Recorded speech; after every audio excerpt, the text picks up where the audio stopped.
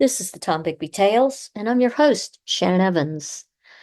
I write about a small town in northeast Mississippi on the Tom Bigby River called Columbus. Sometimes I write about the rest of the state. This episode is about Roy Jewel Ayers, a steel guitar virtuoso. Roy J. Ayers was born in Columbus, Mississippi on December 10th, 1929, to Roy and Annie Lou Ayers. When he was 8 years old, Roy took an old Spanish guitar, stuck a pencil under the strings by the nut, and turned the key to open E, like the cowboy crooners with Roy Acuff's Smoky Mountain Boys, and, of course, local blues guitarist. He then took a table knife handle to use as a tone bar and a broken piece of comb as a pick. At 13, he was given his first real steel guitar by his parents. His family then moved to Mobile, Alabama, and he began playing at local schools and community events. It was World War II, and all the young adult musicians were away either fighting the war or entertaining the troops. So, underage Roy Ayers was allowed to play in the Mobile nightclubs at age 14, with local law enforcement turning a blind eye, and he earned $10 a night. He was able to buy himself a quality six-string electric steel guitar at a local pawn shop.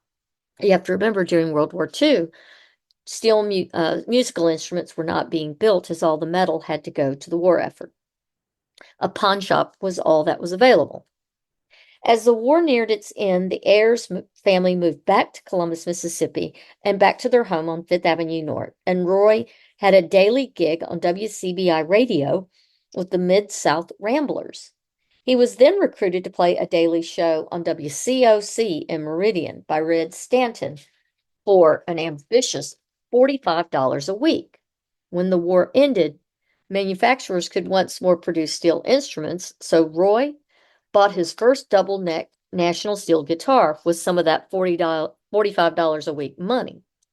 Now, age 17, he itched to play larger venues. So he joined Pee Wee King and the Golden West Cowboys playing West Coast Swing and moved to Nashville, where they played each week on the Grand Ole Opry. At 17, Roy played steel guitar on the original recording of the Tennessee Waltz by Pee Wee, which immediately soared to the top of the country music charts. Hattie Page then recorded her version of it and became the third best-selling country song of all times. Pee Wee's band had such a unique Western swing style that audiences loved that the Cashbox magazine named them the nation's #1 Western band 2 years in a row. The band soon moved to Louisville, Kentucky to do a weekly TV show and the daily radio show on WAVE. They appeared on the first TV show ever broadcast in Kentucky and Indiana. Roy remained with the Golden West Cowboys for 8 years and played steel guitar on multiple hits: Slowpoke, Bonaparte's Retreat, and You Belong to Me. He played lead guitar on some of these as well. He also wrote several songs and backed records by Pee Wee King and others in the industry. He left the band in 1954 to tend to his dying father. After his father's death, Roy joined Boyd Bennett and his Rockets, playing steel guitar, sometimes the trombone, and lead guitar on the recordings of 17, My Boy, Flat Top, and High School Hop, which Roy wrote. Roy traveled with the Rockets for 2 years before returning home to his wife and daughter. He was weary of the road and severely homesick. He enrolled at the University of Louisville, where he earned first his BS in physics, then went on a tour of duty as a Marine in Korea, and followed this with he earned his master's in 1956 in physics while supporting his family gigging at local nightclubs.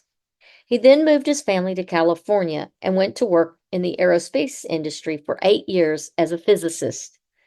Due to his education and his extensive knowledge of physics, he was recruited by Fender Music Company to be the director of string instrument development. The family then would leave California for Garland, Texas, where Roy served for 7 years as the director of building and zoning. They then moved to Clearwater, Florida, where he held the same position before finally retiring after 10 years as Broward County, Florida's county manager. Finally, he picked back up his steel guitar passion with that retirement in 2003, purchasing a Sierra Artist D10 8+4. He played his first retirement gig in St. Louis 1 year later. In 2005, he was inducted into the Seattle Pioneers of Western Swing Hall of Fame. In 2006, he was inducted into Sacramento's Western Swing Music Hall of Fame. And in 2007, he was inducted into the International Steel Guitar Hall of Fame as inductee number 57 in St. Louis, Missouri, his proudest accomplishment. Roy died and is buried in Riverview, Florida, June 9th, 2012. He was 82 years of age. I want to thank you for coming on my tour of the Tombigbee Tales and learning more about the people and the places in Columbus, Mississippi, along the Tombigbee River. Until next time.